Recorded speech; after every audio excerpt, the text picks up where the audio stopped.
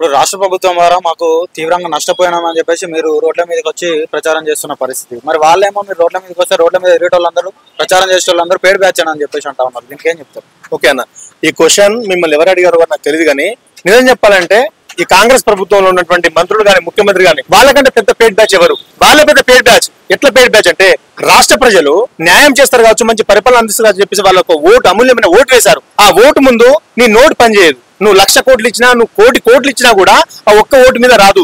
వాళ్ళ అంతటి గొప్ప ఒక పేరు అంటే దాని మించిన పేరు ఉండదు ఇక. సో నువ్వు అలాంటి ఆ ఓటు దోచుకొని నువ్వు ఇలా పరిపాలన ఎక్కడ చేస్తున్నావు? ప్రజలకు ఏమైనా న్యాయం చేస్తున్నావా? మైనార్టీకి ఏమైనా ఖబరసాన్ని ఇచ్చినావా?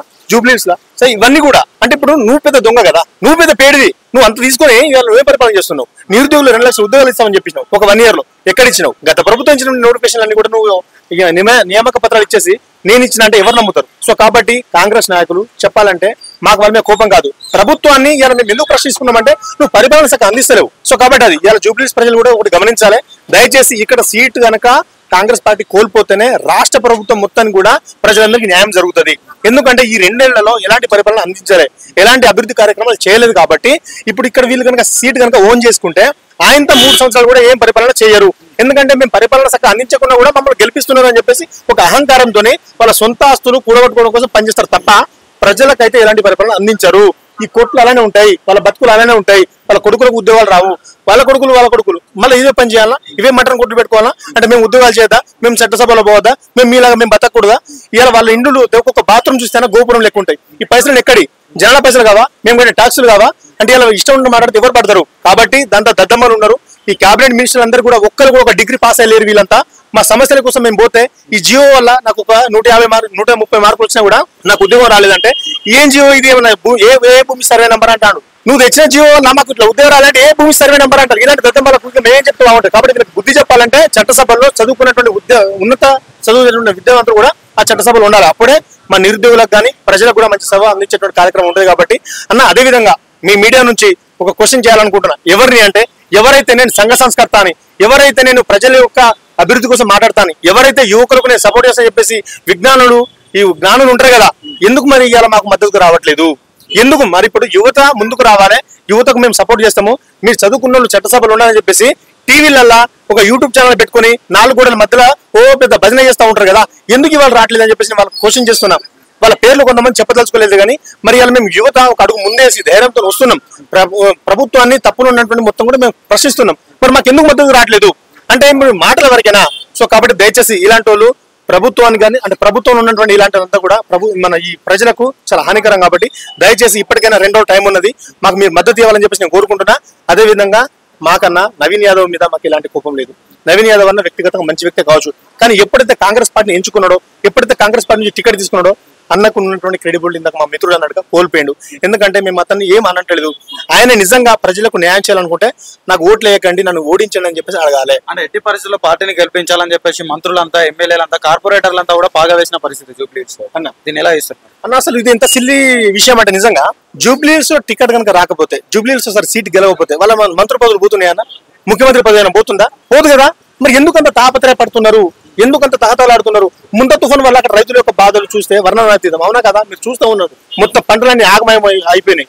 మరి అక్కడ పట్టించుకోకుండా మీరు అన్నట్టుగా గల్లికి ఒక మంత్రి తిరుగుతూ ఉన్నాడు. ఇలా అంత అవసరం ఏముందని చెప్పేసి అడుగుతున్నా. అంత అవసరం దేనికి?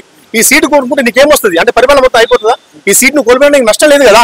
మరి నువ్వు ప్రజల యొక్క బతుకులు మొత్తం చూడాలి, కానీ వాళ్ళకి ఏం చేయాలని వాళ్ళ సౌకర్యం కల్పించాలని చూడాలి, కానీ వీడికి వచ్చి తిరిగి నీకేమొస్తుంది అంటే వీళ్ళకి భయం స్టార్ట్ అయింది. ఫస్ట్ ఆఫ్ ఆల్ జస్ట్ నువ్వు నిజంగా ఈ 2 ఏళ్లలో మంచి పరిపాలన అందించిన వ్యక్తివై ఉంటే నువ్వు ఇలా జూబ్లీస్ లో వాడవాడకు తిరగాల్సిన అవసరం లేదు. నువ్వు వాడవాడన వచ్చి తిరుగుతున్నావు అంటే అక్కడ అర్థమైందంటే నువ్వు ఇక్కడ మైనస్ అయిపోయినావు. నీ యొక్క వ్యక్తిత్వం కానీ నీ పరిపాలన మొత్తం కూడా ఇక్కడ విఫలం అయిపోయింది. కాబట్టి భయంతో మైనారిటీలకు మంత్రి పదవి ఇచ్చారని చెప్పేసి అంటా ఉన్నారు. అది ఎగ్జాక్ట్లీ, ఎందుకంటే ఎగ్జాక్ట్లీ ఇంతకు మా మిత్రుడు అన్నట్టుగా ఇవాళ అజారుద్దీన్ గారికి మంత్రి పదవి ఇచ్చిందంటే వీళ్ళు ఒక మైనార్టీ ఓట్లు లాక్కోవాలని చెప్పేసి. అంటే వీళ్ళు కూడా ఇప్పుడు గత ప్రభుత్వం కానీ ఇంకా ఏ ప్రభుత్వం అయినా కూడా వాళ్ళు ఏదైనా ఎలక్షన్స్ ఉన్నప్పుడు ఏదైనా కొత్త పథకం అమలు చేస్తే ఏమంటారు వీళ్ళు? ఆ పథకం అమలు చేసింది ఆ ఓట్లు లాక్కోవడం కోసం వచ్చి వాళ్ళని దూషిస్తారు. ఇప్పుడు అదే తప్పు వీళ్ళు చేస్తున్నారు కదా, అదే తప్పు వీళ్ళు చేస్తున్నారు. మరి అతనికి మంత్రి పదవి ఇదే టైంలో ఎందుకు ఇవ్వాలి? 2 years ఏం చేసినావు? 1 year బ్యాక్ ఏం చేసినావు? 6 months బ్యాక్ ఏం చేసినావు? అప్పుడు ఇవ్వచ్చుగా. మరి నువ్వు ఈ టైంలో ఎందుకు ఇచ్చినావు? మరి అంటే అర్థం కావట్లేదా? ప్రజలంతా గొడ్డోలా, ప్రజలంతా అమాయకులా, ప్రజలంతా తెలియదు ఒకలా. సో కాబట్టి ప్రజలకు కూడా చెప్పాలంటే మనందరికంటే ఎక్కువ తెలియకలు ప్రజలే అన్న. మనం అనుకున్నాం అంటే నువ్వు ఓటుకు నోటు అమ్ముకుంటారని చెప్పేసి ఓటుకు నోటు అనుకోరు. వాళ్ళు బరాబర్ బుద్ధి చెప్తారు. ఎందుకంటే నేను కూడా చెప్తున్నా, రేవంత్ రెడ్డి గారికి కూడా ఓటు వేయాల్సిందే. ఎప్పుడు ఓటు వేయాలి? కాంగ్రెస్ పార్టీ కూడా ఓటు వేయాలి. కానీ ఎప్పుడు ఓటు వేయాలి? వాళ్ళు ఇచ్చిన హామీలు తులం బంగారం ఇచ్చేయాలి, వీళ్ళకి మహిళలకు 20,000 ఇవ్వాలి. ఇవన్నీ ఇచ్చిన తర్వాత నువ్వు ఓటు అడుగు, బరాబర్ నీకు వాళ్ళు ఓటేస్తారు. ఎందుకు వేయరు? నువ్వు మొత్తం ఇచ్చిన హామీలన్నీ తుంగల్లోకేసి నాకు ఓటు ఇవ్వమంటే నీకు ఓటేస్తారా? చెప్పుతాను కొడతారు వాళ్ళందరూ కూడా. Yes exactly. జూపల్లి కృష్ణారావు అనుకుంటా మేబీ ఒక బామ్మ దగ్గర పోయి అడిగితే చెప్పింది, ఏమి అన్ని బోకర్ ముచ్చట్లు, మిమ్మల్ని నమ్మేదిలే నాయన అని చెప్పేసి ముఖం కూడా చెప్పేసింది. అంతకంటే దౌర్భాగ్యం ఉందన్నా? అప్పటి నుంచి మంత్రి ఎవరు కనబడతలేదు. ఎందుకంటే అబ్బా మన సినిమా అయిపోయింది, మన కథ అయిపోయింది, క్లైమాక్స్ అంత అయిపోయింది చెప్పేసి వాళ్ళు అదే అయిపోయింది. కాబట్టి దయచేసి మా బాధ ఒకటేనా, మాకు గవర్నమెంట్ మీద వ్యతిరేకత తేవాలని చెప్పేసి మాకు వాంటెడ్లీ కాదు ఇది. మేము చాలా కోల్పోయినాం అన్న. కాంగ్రెస్ పార్టీ కోసం మేము పనిచేసిన వాళ్ళం. అసెంబ్లీ వచ్చినప్పుడు మేమంతా కూడా బస్ యాత్ర చేసినాము, అన్ని నియోజకవర్గాలు తిరిగి ప్రజలను చైతన్యవంతం చేసి ఇలా మేము నిజం చెప్పాలంటే ప్రజలకు మోసం చేసింది మేమన్నా. ప్రజలకు ఇలా చాలా అన్యాయం చేసింది మా నిరుద్యోగులే. ఎందుకంటే కాంగ్రెస్ పార్టీ గెలిస్తే న్యాయం జరుగుతుందని చెప్పేసి అందరం అనుకున్నాం. కానీ ఇంత ఘోరంగా ఇంత దౌర్భాగ్యంగా చేస్తారని చెప్పేసి మేము ఇప్పుడు కూడా కల్లో ఊహించలేదు. కాబట్టి మళ్ళీ అదే కాంగ్రెస్ పార్టీకి మేము వ్యతిరేకత తిరిగి ఎస్ ఇలాంటి పరిపాలన ఉంటే ప్రజలు ఇంకా చాలా అష్టవ్యతలు గురవుతారు, చాలా అన్యాయం అవుతారని చెప్పేసి మేము ఖచ్చితంగా వీళ్ళు అడ్డుకుంటామని చెప్పి వచ్చినామన్నా. ఎందుకంటే ఒక ఉద్యోగం అంటే ఒక ఉద్యోగ సమస్య అంటే ఒక వ్యక్తి సమస్య కాదు, యావత్ రాష్ట్రం యొక్క ప్రజల యొక్క భవిష్యత్ సమస్య అది. ఎందుకంటే ఒక చదువుకున్న మేధావికి ఉద్యోగం వస్తే మంచి పరిపాలన ఉంటుంది, మంచి సేవా కార్యక్రమం చేస్తారు, కరప్షన్ లోన్ కాడు, లంచం తీసుకోడు. కానీ వాళ్ళు ఉన్న అంత బోకర్గాలు ఉంటారు. ఈ ఉద్యోగాలను కూడా 3 కోట్లకు 4 కోట్లు అమ్ముకుంటున్నారు. ఈ విషయం బయటకు వస్తూ ఉంటుంది అని నేను చెప్పేది కాదు, కొంతమంది చెప్తున్నారు అనమాట. సో కాబట్టి ఇలాంటి వాళ్ళకి ఉద్యోగాలు అమ్ముకుంటే రేపటి ఏమైతే ఒక గ్రూప్ 1 స్థాయి ఉద్యోగం అమ్ముకుంటే ఎంత ఘోరం జరుగుతుంది. ఆయన మొత్తం కూడా కరప్షన్ చేస్తూ ఉంటాడు. సో కాబట్టి నేను చెప్తున్నా అంటే ఈ నిరుద్యోగులకు నిజంగా ఈ ప్రభుత్వం మంచి పని చేస్తా అనుకుంటే వీళ్ళు కూడా మమ్మల్ని చాలా అన్యాయం చేస్తున్నారు. కాబట్టి మేము ఖచ్చితంగా ఇక్కడ గెలిచి చట్టసభలో వెళ్ళి మా సమస్యలు మేము పరిష్కారం చేసుకుని అందులో మళ్ళీ ప్రజల యొక్క పరిపాలన కూడా అంటే వాళ్ళకి ఎలాంటి కార్యక్రమాలు చేపట్టాలని చెప్పేసి మేము కూడా వాళ్ళకు చేస్తాం. కాబట్టి దయచేసి జూబ్లీహిల్స్ ప్రజలు మీరు ఖచ్చితంగా మా స్వతంత్ర అభ్యర్థికి ఓటేయని చెప్పేసి కోరుకుంటున్నాం. మేము ఏ పార్టీకి మేము మద్దతుగా ప్రవర్తిస్తున్నాం. మేము ఖచ్చితంగా ఎందుకంటే చూసినామన్నా మనం 10 ఏళ్ల పాటు బీఆర్ఎస్ చూసినాం, ఇప్పుడు కాంగ్రెస్ చూసినాం. బీజేపీ అంటే అసలు ఉన్నదా లేదనుకుంటే నాకు డౌటే. మన రాష్ట్రంలో బీజేపీ ఉందో లేదో తెలియదు. సో కాబట్టి ఖచ్చితంగా మాకు జనాలు అయితే మద్దతు ఇస్తా ఉన్నారు, మంచి సాధారణంగా ఆహ్వానిస్తున్నారు. 3 పార్టీలు కూడా చాలా ప్రెస్టీజియస్ గా తీసుకున్న ఈ జూబ్లీహిల్స్ ఉప ఎన్నికని అంటే మీరు గెలిచే అవకాశం కనిపిస్తా ఉంది, ఇక్కడ గెలిచే పరిస్థితి ఉందా అన్న? తప్పకుండా మేము వాళ్ళ మీద ఇంపాక్ట్ అయితే చూపిస్తామన్నా. ఖచ్చితంగా గెలుస్తామని చెప్పలేము, ఖచ్చితంగా ఓడిపోతాం కూడా చెప్పలేము. ఎందుకంటే మనమైతే ఇంపాక్ట్ అయితే చూపిస్తాం. మా నిరుద్యోగుల నుంచి ఇంత మంచి ఇంపాక్ట్ చూపించాలని ఒక పేరైతే మాకు ఉంటుంది. జూబ్లీహిల్స్ ప్రజల మీద అంతగా ఎందుకు పడుతున్నారు? మరి ఏం చేసినా డ్రైనేజ్ వ్యవస్థ కానీ, రోడ్లు కానీ. ఇప్పుడు నేను అనుకున్నా జూబ్లీహిల్స్ అంటే ఎంత మంచి రిచ్ ఏరియా అనుకున్నా, మంచిగా ఉంటే వీళ్ళ బతుకులు చాలా సూపర్ ఉంటుంది అనుకున్నా. కానీ జూబ్లీహిల్స్ అంటే 10 మంది కోటీశ్వరులు, 100 మంది పేదవాళ్ళు ఉన్నారు ఇక్కడ. ఒక పూట తిని మొత్తం 2 పూట్ల పస్తులు ఉండే వాళ్ళు ఉన్నారు. ఇంద్రానగర్ పోతే సాయంత్రం 5 గంటలు అయితే, సాయంత్రం 9-10 అయితే అమ్మాయిలకు సేఫ్టీ లేదు. వాళ్ళకి ఎవరు భరోసా కల్పించాలి? అమ్మాయిలు బయటకు రాని పరిస్థితి. సో కాబట్టి జూబ్లీహిల్స్ ఇప్పుడే కాదన్న, లాస్ట్ 10-15 ఇయర్స్ నుంచి జూబ్లీహిల్స్ ఇలానే ఉంది. కొంతమంది అమ్మాయిలు చెప్తున్నారు, బాబు ఇక్కడ ఎలాంటి సౌకర్యాలు లేవు, మేము నైట్ ఒక 9-10 అయినట్టు మేము బయటకు వచ్చేటువంటి పరిస్థితి లేదు అని చెప్పేసి బాధపడుతున్నారు.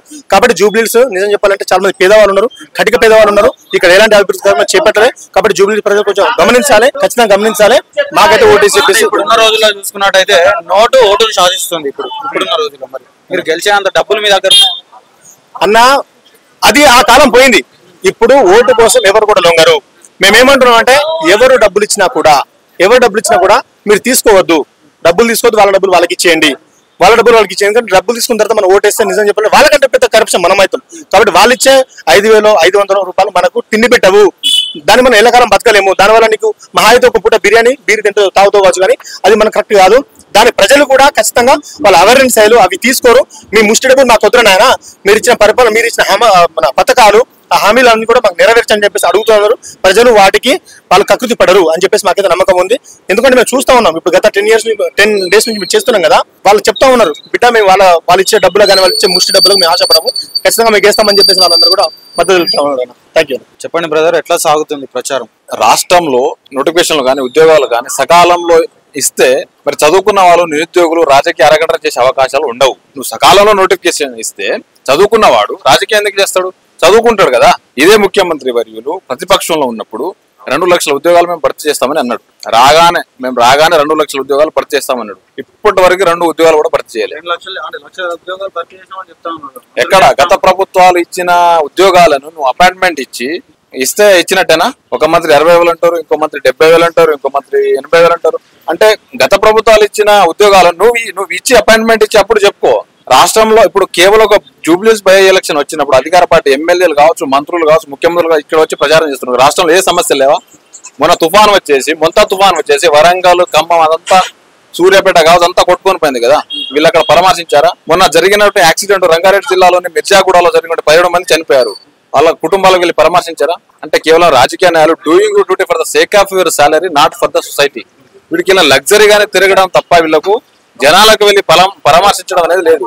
జూబ్లీహిల్స్ అనేది వీళ్ళు ఇప్పుడు ఛాలెంజ్, ఇక్కడ గెలవకపోతే ఈ కాంగ్రెస్ పార్టీ హైకమాండ్ వచ్చి వీళ్ళకు క్లాస్ పడతాయి కదా, అందుకని మంత్రులు కావచ్చు ముఖ్యమంత్రులు ఇక్కడ వచ్చి ప్రచారం చేస్తున్నారు. అంటే మీరు ఇచ్చింది జూబ్లీహిల్స్ నోటిఫికేషన్, మధ్యాహ్నం నోటిఫికేషన్ ఇస్తున్నారు కానీ చదువుకున్న వాళ్ళకు ఒక్క జాబ్ కూడా ఇవ్వలేదు ఇప్పటి వరకు. అంటే గత ఎన్నికల్లో చూసుకుంటే మా వల్లనే కాంగ్రెస్ పార్టీ అధికారంలోకి వచ్చిందని చెప్పేసి మీరు చెప్పుకున్నారు, మరి మిమ్మల్ని ఎందుకు పట్టించుకోలేదు మరి ప్రభుత్వం? అవును, ఈ ప్రజాప్రభుత్వం ఏర్పడంలో నిరుద్యోగుల పాత్ర 100% ఉంది. గత ప్రభుత్వాన్ని దించింది ఈ లక్షలాది చర్యలతో పెట్టుకుంటే ఏమైతే గత ప్రభుత్వానికి తెలుసు. ఇప్పుడు కూడా ఈ ప్రభుత్వాన్ని అధికారం తెచ్చి నిరుద్యోగులే నమ్మి మోసపోవడం జరుగుతుంది. ఇక్కడ నమ్మి కాంగ్రెస్ పార్టీ అధికారంలో వస్తే మాకు ఉద్యోగాలు వస్తాయి, అన్ని జీవోలు క్లియర్ అయితే జియో 46 కావచ్చు, జియో 29 కావచ్చు, జియో 108 కావచ్చు, జియో 81 కావచ్చు. జియో 46 గత ప్రభుత్వం చేసినప్పుడు వీళ్ళు అధికారంలో ఉన్నారు కదా, ఇప్పటి వరకు న్యాయం జరగలేదు. జియో 29 వీళ్ళే తీసుకొచ్చింది గ్రూప్ 1, జియో 81, 108 గురుకులం రిలిక్విష్మెంట్ వీళ్ళే తీసుకొచ్చి న్యాయం చేయొచ్చు కదా. చదువుకున్న వాళ్ళకు మెరిట్ స్టూడెంట్ కి న్యాయం చేయమంటున్నాం, ఇది పరిస్థితి. నిరుద్యోగుల వైపు ఉండి మాట్లాడాల్సినటువంటి రాష్ట్రం అంటే అధికారంలో ఉన్న అధికార ప్రతినిధులు వీళ్ళంతా ఎటుపోయారు, ప్రచారంలో కూడా కనిపిస్తలేరు. జూబ్లీహిల్స్ చూసుకున్నట్టయితే దీన్ని ఏ విధంగా చూడొచ్చు? వస్తున్నారు నిరుద్యోగులు, ఎందుకు రావడం లేదు? మా నిరుద్యోగులు చాలా మంది నామినేషన్ వేశారు, చాలా మంది అనేక కాలనీలో కాదు డివిజన్ కాదు వాళ్ళు ప్రచారం చేస్తూనే ఉన్నారు. ప్రభుత్వంలో ఉన్న అధికార ప్రతినిధులు ఏం చేస్తా ఉన్నారు అని చెప్పేసి అంటాం.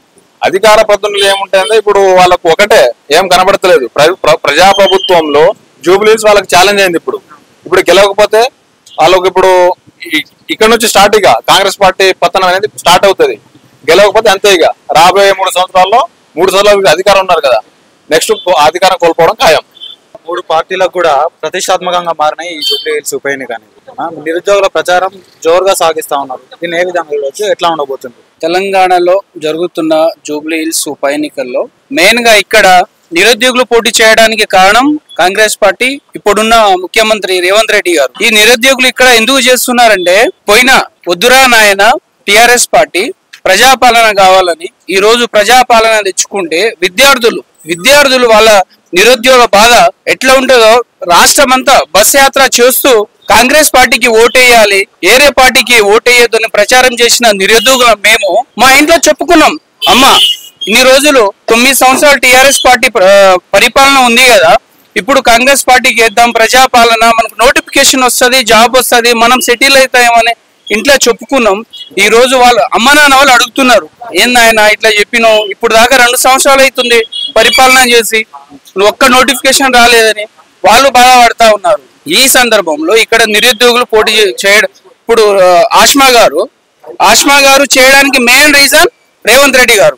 ఇక్కడ మాకు నవీన్ అన్న ఆయన కోపం మీద కాదు ఏం కాదు, పార్టీ మీద కోపం ఉంది కాబట్టి ఈ రోజు నిరుద్యోగులు నిరసన, తెలంగాణ రాష్ట్రంలో ఉన్న ప్రజలకు ఈ నిరసన తెలియాలి కాబట్టి మేము ఇక్కడ పోటీ చేయడం జరిగింది. ఇప్పుడు చూసుకున్నట్టయితే నిరుద్యోగుల పట్ల పోటీ చేసినటువంటి అస్మా గారు గెలవాలని ప్రచారం చేస్తా ఉన్నారా, కాంగ్రెస్ పార్టీ ఓడిపోవాలని చెప్పి ప్రచారం చేస్తా ఉన్నారు?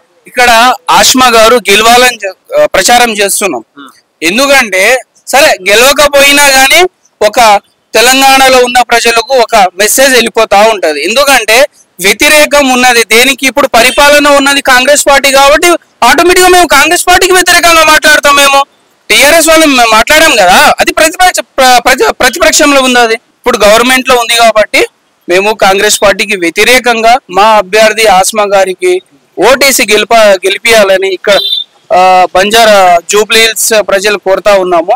అయితే ఇక్కడ 7 డివిజన్ల మేము జూబ్లీహిల్స్ అనుకుంటే మేము ఊర్లో ఉంటాం కాబట్టి మొత్తం అదంతా వేరే రకంగా ఉంటుంది అనుకున్నాంలే, కానీ ఇక్కడ వస్తే 6 డివిజన్లు ఇట్లా బస్సులు ఎక్కనే ఉన్నాయి. ఇక్కడ బస్సు ఎట్లా చాలా ఒక్క రోడ్డు మార్గం సరిగా లేదు, అంబులెన్స్ వెళ్ళడానికి సరైన రోడ్డు మార్గం లేదు, ఇట్లా ఉంది. ఇక్కడ చూస్తే పరేషాన్ అయినాం మేము. ఒక్క జూబ్లీహిల్స్ ఏరియా ఒక్కటే బాగుంటది. బీఆర్ఎస్ పార్టీ కోసమే పనిచేస్తా ఉన్నారు నిరుద్యోగులంతా కూడా అని చెప్పేసి మాట్లాడుతున్నారు కాంగ్రెస్ వాళ్ళు, దీనికి ఏం చెప్తారు? లేదు అట్లా ఏం లేదు, ఎందుకంటే అది ఆటోమేటిక్ గా మాట వస్తుంది. ఎందుకంటే ప్రభుత్వంలో ఉన్నది ఎవరు, మేము ప్రశ్నించేది ఎవరు, ఆటోమేటిక్ గా ఎట్లా అంటే మేము బీఆర్ఎస్ కు సపోర్ట్ చేస్తారు, అది కామన్ గా వస్తుంది. మేము ఆ విధంగా లేము, మా అభ్యర్థి ఓటేయాలని ఏ పార్టీ మా వెనకాల సపోర్ట్ లేదు, ఏ పార్టీకి మేము సపోర్ట్ చేస్తాం లేదు. మా అభ్యర్థి ఆష్మా గారికి ఓటు వేయాలని మేము ప్రచారం చేస్తున్నాం. మేము నిరుద్యోగులం అంటే నిరుద్యోగులు ఒక 5-6 వేసిర్రు. ఒక్కొక్క బ్యాచ్ ఒక్కొక్క ఏరియాలో ఒక్కొక్క డివిజన్ లో ప్రచారం చేస్తా ఉంది కాబట్టి మేము అట్లా ప్రచారం చేస్తా ఉన్నాము. మా వెనకాల కానీ మాకు ఏ పార్టీ సపోర్ట్ లేదు.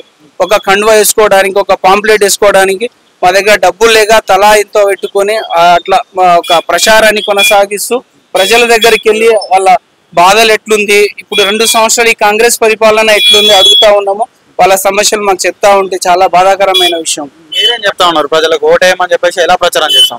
జూబ్లీస్ ప్రజలకు ఒకటే నా విన్నపము, ఇంతకుముందు బీఆర్ఎస్ పరిపాలన మీరు చూస్తూ ఉంటారు, ఇప్పుడు 2 సంవత్సరాల్లో కాంగ్రెస్ పార్టీ చూస్తా ఉన్నారు.